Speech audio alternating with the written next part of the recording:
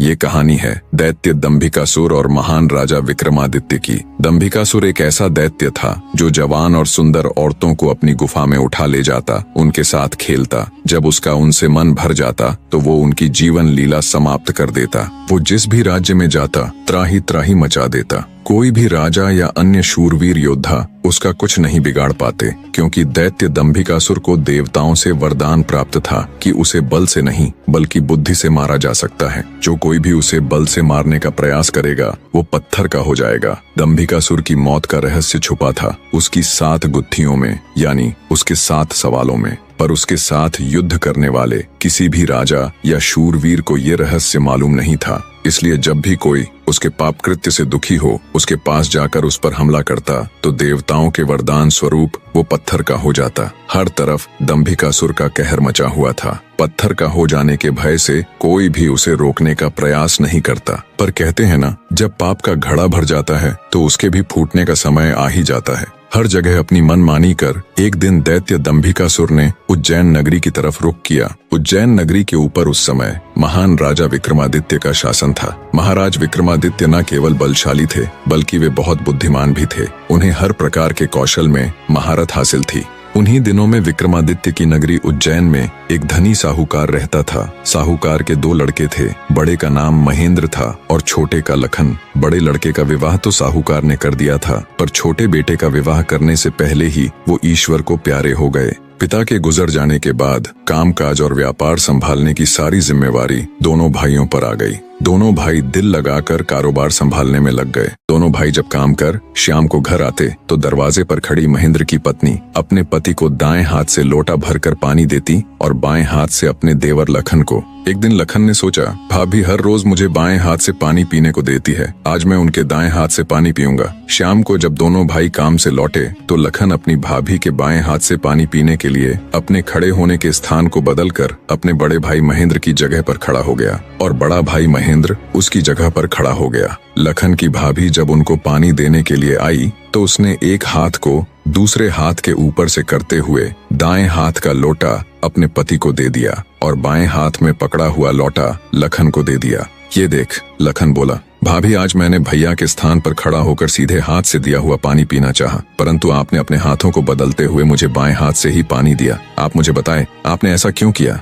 लखन की बात सुनकर उसकी भाभी ने उत्तर दिया, अगर तुम्हें सीधे हाथ का दिया हुआ पानी ही पीना है तो तुम भी अपने लिए सीधे हाथ से पानी पिलाने वाली ले आओ। भाभी की कही हुई बात लखन को चुभ गई। वह बिना पानी पिए ही भाभी से कहने लगा, ये लो तुम अपना पानी का लोटा और मैं यहाँ से जा रहा हूँ और अब मैं तभी वापस आऊंगा जब मुझे सीधे हाथ से पानी देने वाली मिल जाएगी, वरना अपनी शक्ल नहीं दिखाऊंगा। इतना कहकर वो तुरंत मुड़ा और चल पड़ा। ये देख उसके बड़े भाई महेंद्र ने उसे रोकने की बहुत कोशिश की, पर वो नहीं माना और बोला, नहीं भैया, अब तो तभी वापस आऊंगा जब मुझे मेरे योग्य पत्नी मिल जाएगी। इतना कहकर वो घर छोड़कर चल दिया। चलते चलते वह अपने नगर से दूर कांचीपुरम शहर में पहुंच गया। कांचीपुरम का राजा चंद्रसेन एक धार्मिक विचारों वाला व्यक्ति था। उसके राज्य में चारों ओर अमन शांति का माहौल था, परंतु फिर भी राजा चंद्रसेन हमेशा दुखी रहता था। राजा के दुख का कारण था उसकी जवान बेटी चंद्रकला का स्वास्थ्य। चंद्रकला दिखने में तो अत्यंत खूबसूरत थी, पर उसे एक असाध्य रोग ने घेर रखा था, जिस कारण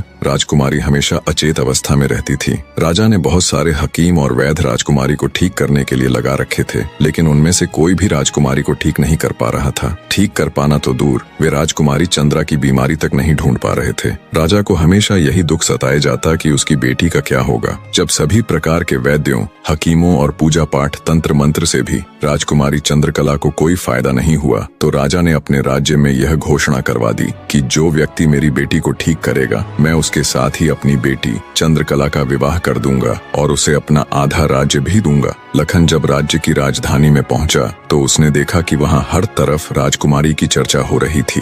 राज्य का हर कोई व्यक्ति राजा की घोषणा और राजकुमारी की बीमारी की बात कर रहा था। जब लखन ने एक व्यक्ति से इस बारे में पूछा तो व्यक्ति ने राजकुमारी की बीमारी से लेकर राजा की घोषणा तक का सारा किस्सा लखन को बताया। सारी बातें सुन लखन कुछ देर वहां खड़ा विचार करता रहा, फिर कुछ सोचकर वो राजमहल की तरफ चल पड़ा। एक जिंदा सांप राजा की लड़की के पेट में रहता था। सांप ने राजा की लड़की को अपने वश में किया हुआ था। जब रात होती तो वो कुछ देर के लिए राजकुमारी के मुख से बाहर निकलकर जंगल की तरफ चला जाता और सुबह होने से पहले ही वो फिर से उसके अंदर चला जाता। राजकुमारी इस बात से बिल्कुल अनजान थी कि उसके अंदर एक सांप ने डेरा डाला हुआ है। अनजाने में वो पूरी तरह से उस नाग के वश में थी। राजमहल में किसी को भी इस बात की भनक तक नहीं थी कि राजकुमारी के अंदर एक 7 फुट का सांप रहता है। सभी यही समझते कि पता नहीं राजकुमारी को क्या बीमारी लग गई जिसके कारण वो हमेशा अचेत रहती है। बड़े से बड़े वैद्य और हकीम भी इस बात का पता नहीं लगा पाए। लखन जब राजमहल के अंदर गया तो उसने देखा कि वहाँ पर बहुत सारे वैद्य और हकीम राजकुमारी को ठीक करने के लिए लगे हुए हैं। एक कोने में खड़े होकर चुपचाप लखन ये सारा माजरा देखने लगा। जब शाम का समय हुआ तो सभी हकीम और वैद्य धीरे धीरे करके वहाँ से चले गए।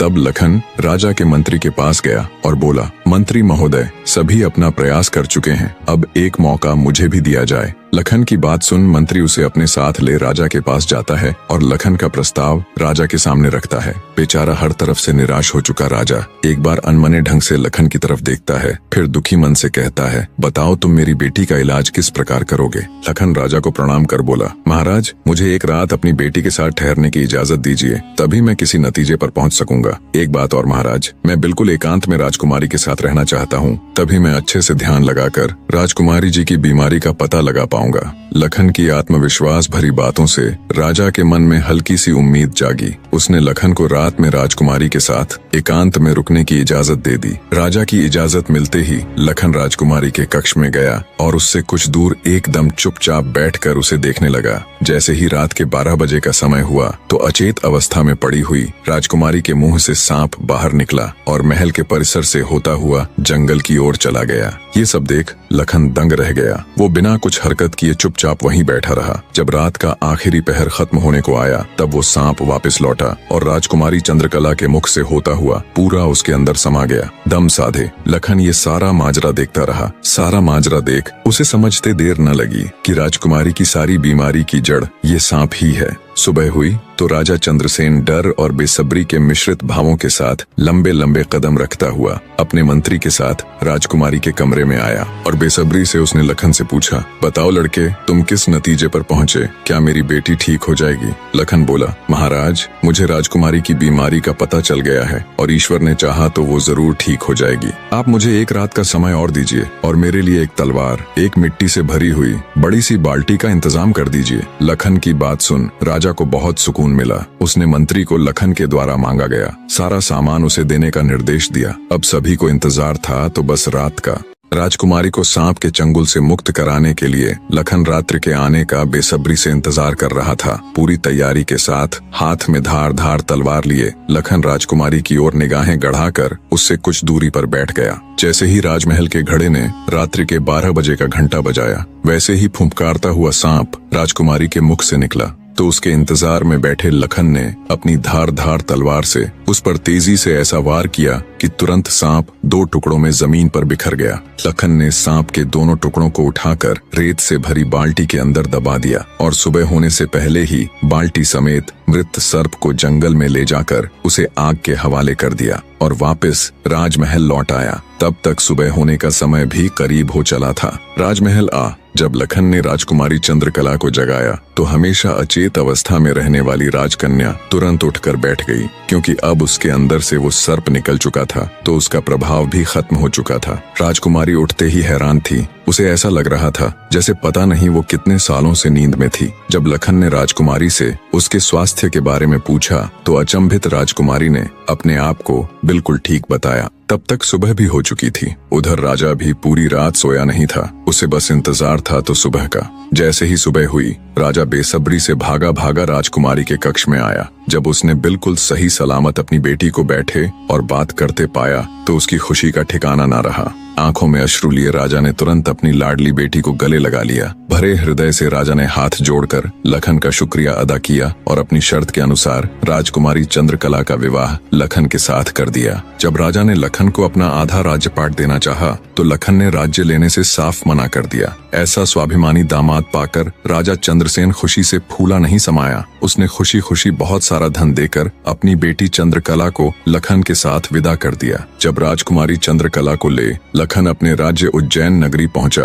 तो उसकी भाभी समेत पूरे परिवार ने उन दोनों का हार्दिक स्वागत किया। लखन खुशी खुशी अपनी नवविवाहिता पत्नी राजकुमारी चंद्रकला के साथ रहने लगा। कुछ ही दिन बाद उज्जैन नगर में एक भव्य समारोह था जिसमें राजकुमारी चंद्रकला भी अपनी भाभी के साथ समारोह देखने गई हुई थी। तभी मेले में दूसरी तरफ से दैत्य दंभिकासुर ने प्रस्थान किया। इतने बड़े दानव को देख समारोह में हड़कंप मच गया। हर कोई अपनी जान बचाने के लिए इधर उधर भाग रहा था। दैत्य को देख राजकुमारी चंद्रकला भी अपनी भाभी के साथ जब समारोह से भागकर जाने लगी, तभी दंभिकासुर की नजर राजकुमारी चंद्रकला पर पड़ गई। राजकुमारी के रूप यौवन को देखते ही दानवराज दंभिकासुर उस पर मोहित हो गया। दैत्य अपने पूरे जीवन काल में बहुत सी स्त्रियों के साथ खेला था, पर आज तक उसने इतनी सुंदर स्त्री कभी नहीं देखी थी। पलक झपकते ही उसने चंद्रकला को उठा लिया और उसे राज्य के बाहर अपनी गुफा में ले गया। राजकुमारी चंद्रकला का रो रो कर बुरा हाल था। उस बेचारी की तो किस्मत ही खोटी थी। कितने सालों तक वो उस नाग के चंगुल में फंसी रही। कुछ ही दिन पहले नाग से आजाद हुई थी। सोचा अब जिंदगी अच्छे से गुजरेगी, पर अब दैत्य दंभिकासुर ने उसे अपनी गुफा में ला पटका। न तो उसके आंसू रुकने का नाम ले रहे थे और न वो किस्मत को कोसने से। उसकी मनमोहक सुंदरता से अभिभूत दैत्य ने उसके साथ किसी प्रकार का बल प्रयोग नहीं किया। वह उस अद्भुत नारी को जबरदस्ती नहीं बल्कि उसकी सहमति से प्राप्त करना चाहता था। दंभिकासुर ने राजकुमारी से कहा, या तो तू अपनी मर्जी से मेरे साथ रहने के लिए सहमत हो जा, अन्यथा आजीवन तू ऐसे ही मेरी कैद में सड़ती रहेगी। दैत्य की बात सुन राजकुमारी चंद्रकला गुस्से से रोती हुई बोली, मैं तुम्हारे साथ रहने से पहले मरना पसंद करूंगी, और अगर तुम ये सोचते हो कि तुम मुझे यहाँ उठा लाए तो मैं तुम्हारी हो गई, तो ये तुम्हारी सबसे बड़ी भूल है। मेरा पति मुझे ढूंढते हुए यहाँ जरूर आएगा और वो तुझे छोड़ेगा नहीं। राजकुमारी की बात सुन दंभिकासुर घिनौनी हंसी हंसते हुए बोला, लगता है तुम पागल हो गई हो। मैंने तुम्हें यहाँ 7 तालों के भीतर बंद किया है। यहाँ तक किसी का भी पहुँचना असंभव है, और अगर गलती से कोई यहाँ तुझे ढूंढता हुआ आ भी गया तो मैं उसे एक कीड़े की तरह मसल दूंगा। ये तो तेरी सूरत मुझे भा गई, वरना अब तक तू भी कब की ऊपर जा चुकी होती। तेरी भलाई इसी में है कि तू स्वेच्छा से मेरी बात मान जा, वरना अंजाम बहुत बुरा होगा। इतनी बात कह दंभिकासुर वहाँ से चला गया। उधर जब मेले से दंभिकासुर राजकुमारी को उठाकर ले गया था तो लखन की भाभी बेचारी बेबस और लाचार सी बस उसे देखती रह गई। बहते अश्रुओं के साथ वो घर जाती है और सारा किस्सा लखन को कह सुनाती है। भाभी की बात सुन लखन के पैरों नीचे से जमीन सरक जाती है। वो तुरंत भारी कदमों से अपनी पत्नी चंद्रकला को खोजने निकल पड़ता है। कई दिनों तक जंगलों और शहरों की खाक छानता भूखा प्यासा लखन अपनी पत्नी को ढूंढता ढूंढता भटक रहा था। तभी उसे एक कुटिया दिखाई देती है। थका हारा लखन जब कुटिया के अंदर जाता है तो उसे अंदर एक साधु बाबा दिखाई देते हैं। लखन उनको प्रणाम कर वहीं बैठ जाता है। लखन की हालत देख महात्मा जी ने पहले उसे अच्छे से जलपान कराया और फिर बोले, बेटा तुम कौन हो और यहाँ जंगलों में क्यों भटक रहे हो। तब लखन महात्मा जी को अपनी सारी व्यथा कह सुनाता है। लखन की सारी दास्तान सुन महात्मा जी बोले, बेटा तुम जिस राक्षस की बात कर रहे हो उसका नाम दैत्य दंभिकासुर है। वो जहाँ भी जाता है तबाही मचा देता है। आज तक उसे कोई भी परास्त नहीं कर पाया। जिसने भी उससे मुकाबला करने की कोशिश की वो पत्थर का बन गया। इसलिए मेरी सलाह मानो और वापस अपने घर लौट जाओ, इसी में तुम्हारी भलाई है। उसके पीछे जाकर क्यों अपने प्राण गंवाते हो। साधु की बात सुन क्षण भर के लिए लखन सन्न रह जाता है। थोड़ी देर बाद धड़कते दिल के साथ उठकर वो महात्मा जी के चरण पकड़ लेता है।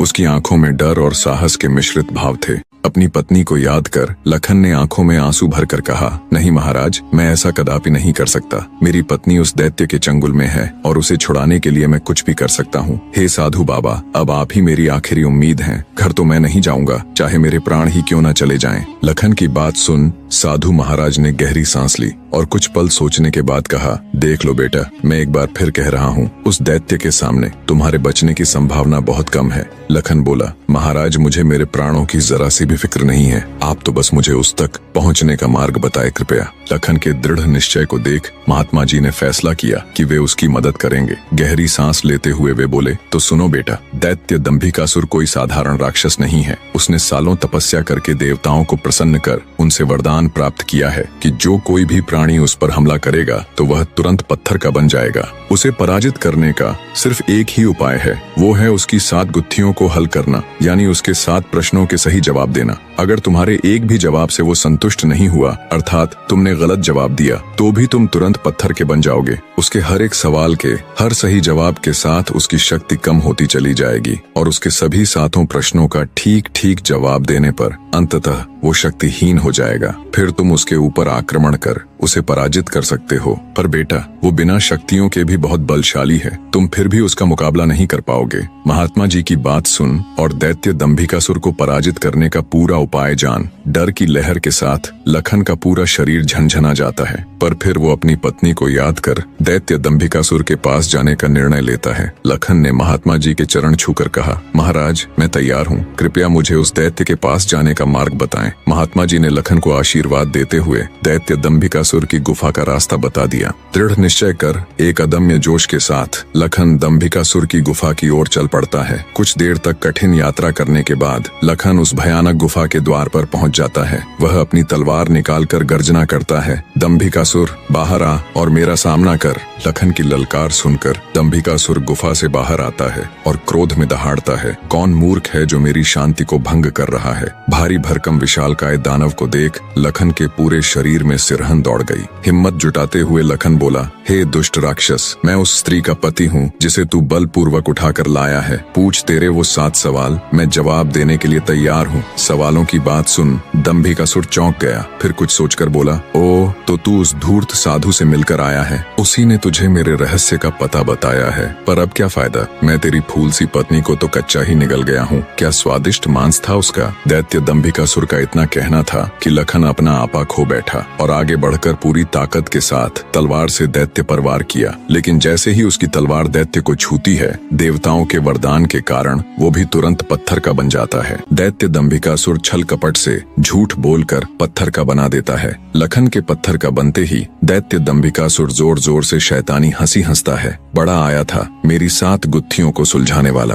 उसकी शैतानी हंसी से सारी वादियां दहल उठती हैं। घिनौनी हंसी हंसता हुआ दंभिकासुर अपनी गुफा में जाता है और राजकुमारी चंद्रकला से कहता है, एक कीड़ा आया था बाहर, कह रहा था तुम्हारा पति है। तुम तो बड़े बड़े दावे कर रही थी कि मेरे पति को जब मालूम चलेगा तो वो मुझे छोड़ेगा नहीं। अरे उसे मसलने के लिए तो मुझे अपने हाथों की भी जरूरत नहीं पड़ी, एक छोटे से झूठ से ही विचलित हो मिट्टी में मिल गया। इतना कह दानव जोर जोर से हंसता है। दंभिकासुर की बात सुन राजकुमारी चंद्रकला एकदम सन्न रह जाती है, मानो उसके शरीर में प्राण ही न हो। कुछ देर बाद जब थोड़ा होश संभाला तो रोती गिड़गिड़ाती हुई राजकुमारी बोली, दुष्ट दानव, क्या किया तूने मेरे पति के साथ। ऐसा नहीं हो सकता, मेरा पति नहीं मर सकता, कह दे कि तूने मुझसे झूठ कहा है।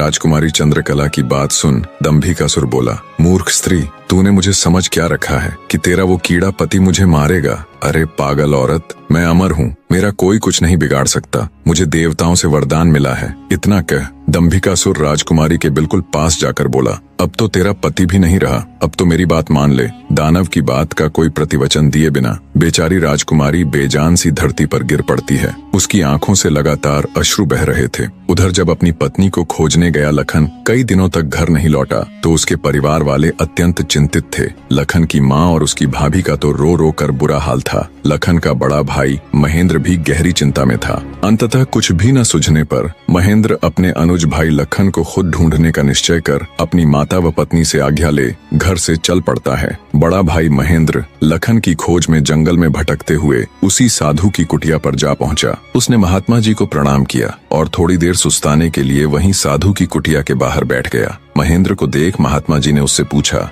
हे वत्स, तुम इस निर्जन जंगल में क्यों भटक रहे हो। तो महेंद्र ने शुरू से अंत तक सारा वृत्तांत महात्मा जी को सुनाया। सारा वृत्तांत सुन महात्मा जी के चेहरे पर चिंता की लकीरें उभर आईं। उन्हें इस प्रकार विचार मग्न देख महेंद्र ने पूछा, हे महाराज, मेरी बात सुनकर आप किन विचारों में खो गए और आपके चेहरे पर ये चिंता की लकीरें मैं साफ देख सकता हूँ। इसका क्या कारण है गुरुजी। महात्मा जी ने गंभीर स्वर में कहा, हे वत्स, मैं तेरे भाई लखन को जानता हूँ। वह भी मेरे पास आया था और उसने मुझे सारा वृत्तांत सुनाया था कि कैसे वह राक्षस उसकी पत्नी को उठा ले गया। महात्मा जी की बात सुनकर महेंद्र एकदम स्तब्ध रह गया। उसकी आंखों में आश्चर्य और चिंता के भाव उभर आए। महेंद्र बोला, तो कहाँ है मेरा अनुज महाराज, वो ठीक तो तो है, वो घर क्यों नहीं लौट रहा? हे महाराज, कृपया जल्दी से मुझे बताएं, मुझसे सब्र नहीं हो रहा। जब महेंद्र अपने छोटे भाई लखन के बारे में साधु महाराज से पूछता है तो साधु जी लखन के उनके पास आने से लेकर दैत्य दंभिकासुर के पास जाने तक का सारा वृतांत कह सुनाते हैं। सारी बात सुन महेंद्र महात्मा जी के चरण पकड़ लेता है और कहता है,